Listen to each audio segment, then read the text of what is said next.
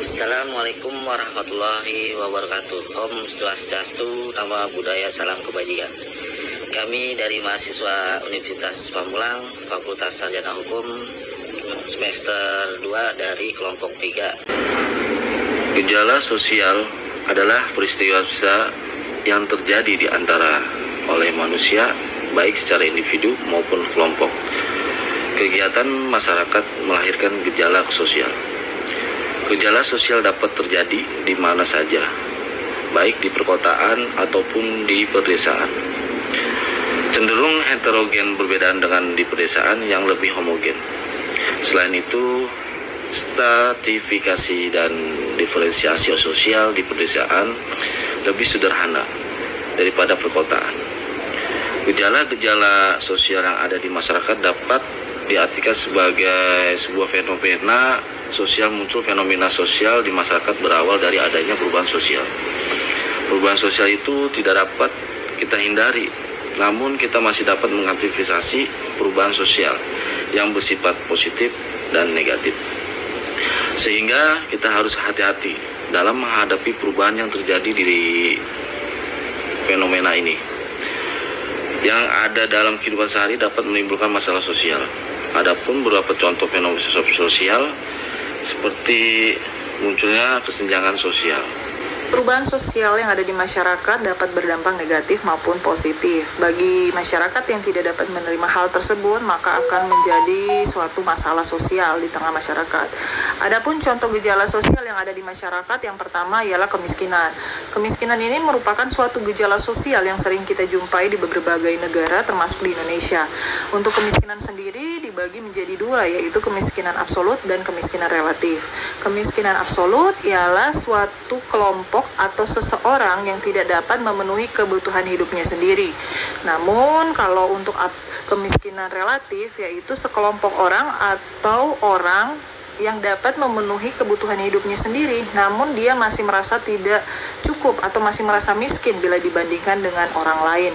Kemiskinan dapat terjadi dikarenakan seseorang yang tidak mampu memenuhi kebutuhan primer hidupnya sendiri. Namun dalam sosiologi, salah satu faktor penyebab kemiskinan ini ialah karena kurang berfungsinya lembaga kemasyarakatan, terutama lembaga kemasyarakatan di bidang ekonomi. Permasalahan ini dapat juga merambah atau menyebar ke berbagai bidang, termasuk bidang ke pendidikan, sosial, dan lain sebagainya. Yang kedua ialah masalah remaja.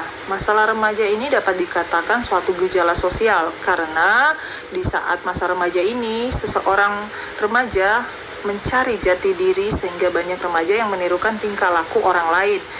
Tindakan remaja bila tidak terkontrol, maka akan menimbulkan suatu masalah sosial yang bisa merugikan diri sendiri maupun orang lain. Masa remaja ini ditandai oleh keinginan untuk melawan atau adanya sikap apatis dari seorang remaja tersebut. Pada masa ini seharusnya mereka lebih banyak atau lebih sering mengenal norma dan nilai-nilai yang berlaku di masyarakat. Dengan mereka lebih mempelajari nilai dan norma di masyarakat, tentunya kita berharap untuk mereka dapat berjalan atau berperilaku sebagaimana mestinya, tidak melakukan hal-hal penyimpangan. Di saat zaman sekarang, untuk hal-hal penyimpangan yang sering dilakukan oleh remaja-remaja sekarang, yang salah satunya kalau di sekolah itu membolos, mencontek, melanggar lalu lintas, ataupun berkelahi, tawuran dengan sekolah-sekolah lain. Gejala sosial akibat pengaruh perubahan sosial. Perubahan sosial adalah perubahan yang terjadi di dalam masyarakat yang berkaitan dengan perilaku perubahan yang dialami oleh masyarakat. Adapun beberapa perubahan tersebut adalah globalisasi.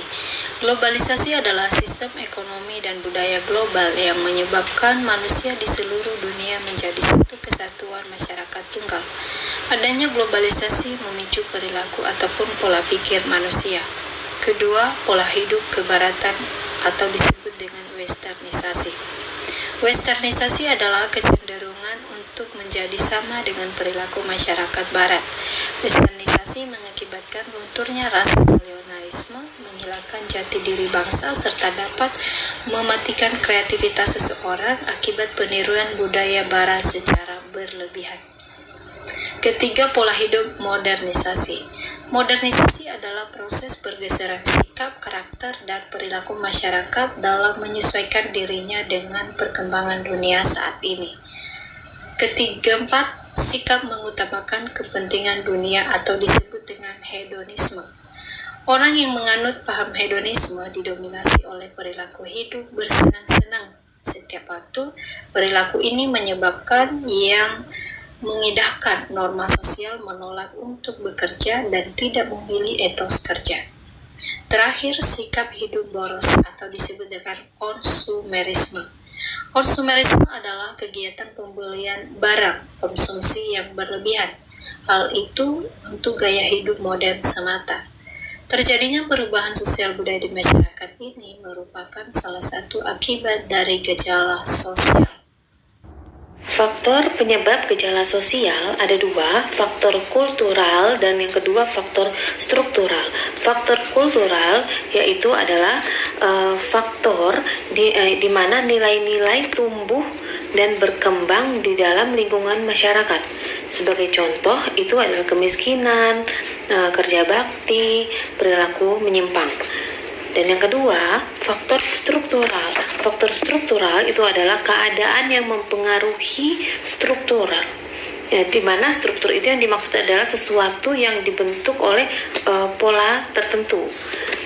Faktor struktural itu dapat dilihat dari bagaimana interaksi individu dengan masyarakat, dengan kelompoknya di dalam lingkungan masyarakat. Sebagai contoh, penyuluhan sosial, interaksi dengan orang lain, dan lain sebagainya. Di sini saya akan membahas apa saja dampak gejala sosial yang ada di masyarakat yang bersifat positif dan negatif. Nah, langsung saja pada poin pertama, potensi munculnya nilai dan norma baru. Gejala sosial bisa menjadi penanda bahwa ada nilai dan norma masyarakat yang sudah ketinggalan zaman. Artinya bahwa nilai dan norma yang telah ada sebelumnya sudah tidak lagi menjawab kebutuhan yang ada di tengah masyarakat, atau dengan kata lain sudah tidak kontekstual, sehingga muncul gejala sosial yang diharapkan dapat memunculkan nilai dan norma baru yang dapat menyesuaikan sesuai dengan perkembangan zaman yang ada sekarang. Yang kedua, adanya upaya untuk menentukan kesetaraan gender. Maksud dari poin kedua ini, perkembangan zaman di masyarakat akan meningkatkan kesadaran bahwa laki-laki dan perempuan memiliki hak asasi yang sama sebagai manusia. Hal ini jelas merupakan pertanda yang baik karena dengan adanya kesetaraan gender, tidak ada lagi ketimpangan sosial atau judgment dari lingkungan terhadap suatu gender tertentu. Yang ketiga, adanya diferensiasi struktural. Diferensiasi struktural ini mengacu kepada perkembangan lembaga-lembaga sosial baru, di berbagai macam kebutuhan di masyarakat, yang semakin kompleks membutuhkan wadah dan lembaga baru untuk memenuhi kebutuhan tersebut. Contohnya yaitu adanya e-commerce yang memperlihatkan bentuk baru dan transaksi jual beli yang berkembang di masyarakat. Contohnya ada Shopee, Lazada, Tokopedia, dan lain sebagainya. Yang keempat, tingkat pendidikan formal semakin tinggi dan merata. Gejala sosial berhasil diatasi akan membawa pemahaman bahwa pendidikan itu sangat penting. Akibatnya, masyarakat akan lebih aware terhadap pendidikan dan berusaha untuk mendapatkan akses pendidikan, khususnya pendidikan formal dan yang lebih baik lagi. Yang kelima, meningkatnya penguasaan ilmu pengetahuan dan teknologi. Seiring meningkatnya kebutuhan akan pendidikan, munculnya berbagai penelitian ilmiah terkait gejala sosial yang telah terjadi, semakin menyadarkan masyarakat terhadap pentingnya penguasaan ilmu pengetahuan dan teknologi atau iptek demi meningkatnya berbagai penemuan atau mengetahui apa yang sesungguhnya terjadi di tengah masyarakat melalui penelitian sosial untuk meningkatkan taraf hidup. Hal ini dapat kita lihat dengan kemajuan teknologi. Contoh, teknologi komunikasi seperti telepon, handphone, telegram, email, WhatsApp, Facebook, dan lain sebagainya. Dengan adanya alat komunikasi yang modern ini, maka kita dapat melakukan interaksi sosial jarak jauh tanpa harus bertemu secara langsung. Contohnya, ketika kita rindu orang tua yang kita sebagai anak yang ada di perantauan yang jauh dari orang tua, ketika kita ingin sekali atau rindu, ingin menatap wajah mereka, kita dapat video call melalui WhatsApp dengan mereka. Yang keenam, berkembangnya industrialisasi. Ketika masyarakat sudah mendapatkan pendidikan yang lebih baik, produktivitas masyarakat pun akan meningkat dengan sendirinya. Hal ini mengakibatkan industri-industri semakin berkembang menjadi lebih baik. Yang ketujuh, kesadaran politik semakin tinggi. Masyarakat yang terdidik pada umumnya akan menyadari pentingnya kontribusi setiap individu dan praktek politik. Tingginya kesadaran politik ini ditandai dengan meningkatnya partisipasi dalam politik. Oke, yang kedelapan, perlindungan terhadap kebebasan dalam kehidupan beragama. Gejala sosial memberi pelajaran pada masyarakat akan pentingnya hidup berdampingan dan menghormati keanekaragaman. Dengan begitu diharapkan akan munculnya kerukunan antar umat beragama yang terwujudnya kebebasan beragama secara hierarki. Yang kedua, selain dampak positif, ada gejala sosial juga dapat memberikan beberapa dampak negatif di tengah masyarakat. Antara lain, yang pertama, terjadi kerusakan alam di berbagai wilayah. Maksud dari poin ini, gejala sosial dapat menimbulkan kekacauan di masyarakat. Hal ini dapat mengakibatkan banyak warga yang mengambil sumber daya alam secara berlebihan atau bahkan dengan sengaja merusak alam. Contohnya, baru-baru ini terjadi banyak kebun pisang yang rusak akibat dari beberapa wilayah akibat ulah remaja di berbagai wilayah yang mengikuti video viral memukul pisang sampai tumbang. Tentu saja hal ini sangat mengakibatkan merusak alam. Itu mengakibatkan bahwa teknologi ini juga dapat mengakibatkan dampak negatif di lingkungan masyarakat. Yang kedua, terjadi penyimpangan sosial di tengah masyarakat. Gejala sosial dapat menimbulkan terjadinya perilaku penyimpangan atau bisa disebut dengan penyimpangan sosial. Contohnya, tingginya tingkat kemiskinan yang dapat menyebabkan banyak kasus pencurian. Selain itu, kurangnya akses terhadap pendidikan dapat menyebabkan kenakalan remaja atau tindakan asusila di berbagai wilayah. Yang ketiga, meningkatnya konflik yang mengarah kepada kekerasan di tengah masyarakat. Konflik sosial di masyarakat ini dapat berupa tawuran, peperangan, perebutan wilayah kekuasaan, perebutan daerah sumber daya alam, dan sebagainya. Konflik-konflik sosial ini dapat disebabkan oleh gejala sosial seperti kemiskinan, tingginya tingkat pengangguran, serta kurangnya sumber daya manusia dan sumber daya alam yang berkualitas di suatu wilayah, sehingga mengakibatkan pencurian, perampokan di berbagai wilayah. Yang keempat, terjadi kesenjangan antar kelas sosial. Tingginya tingkat kemiskinan dapat menyebabkan kesenjangan antar kelas sosial dalam masyarakat. Kesenjangan antara kelas sosial ini dapat memicu adanya ketidakrukunan antar sesama warga, bahkan dapat memicu tindakan kriminal seperti pencurian. Yang kelima, meningkatnya kriminalitas di masyarakat. Seperti yang sudah dibahas pada poin sebelumnya, gejala sosial berupa kemiskinan dapat memicu terjadinya kesenjangan antar kelas sosial. Tidak berhenti sampai di sini, kemiskinan juga dapat memicu terjadinya kriminal di masyarakat seperti pencurian, penjambretan, atau bahkan pembunuhan demi mendapatkan warisan. Dampak gejala sosial ini di masyarakat harus kita sikapi dengan baik bila kita dapat terbuka dan mengimbangi perubahan sosial budaya yang ada. Maka perubahan tersebut akan berdampak positif dan memberikan kita manfaat. Perkenalkan, nama saya Alexander Jai. Saya akan menjelaskan tentang isi makalah kita. Ada dua faktor, yaitu faktor internal sama eksternal. Faktor internal ini berasal dari diri dalam seseorang. Rendahnya kualitas diri seseorang itu menjadi diantaranya faktor internal. Ketimpangan sosial bisa muncul karena kemiskinan yang mengengkang di sekitar masyarakat. Yang kedua, faktor eksternal.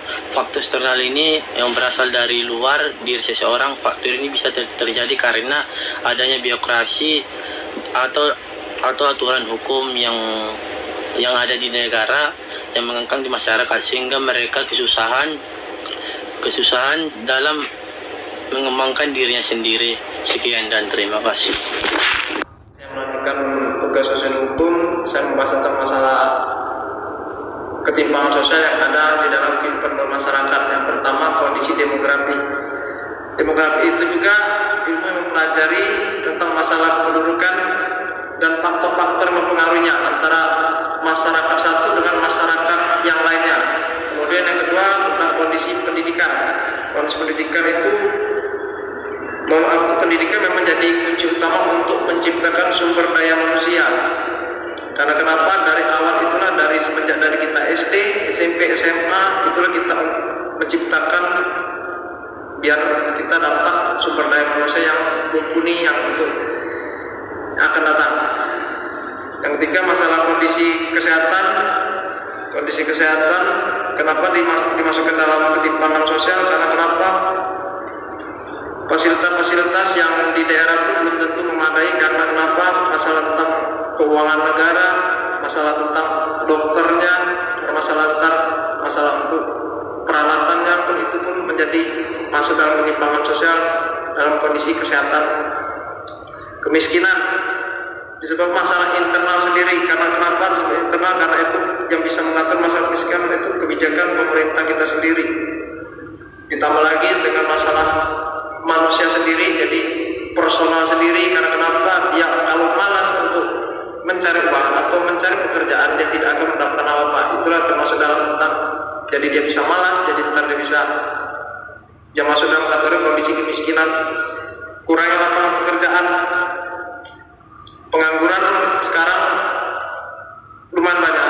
Yang kami ketahui sekarang lumayan banyak. Disitulah peran pemerintah untuk menciptakan lapangan pekerjaan, untuk menarik investor-investor dari luar untuk Indonesia, biar lapangan pekerjaan yang ada di Indonesia ini tumbuh kembali.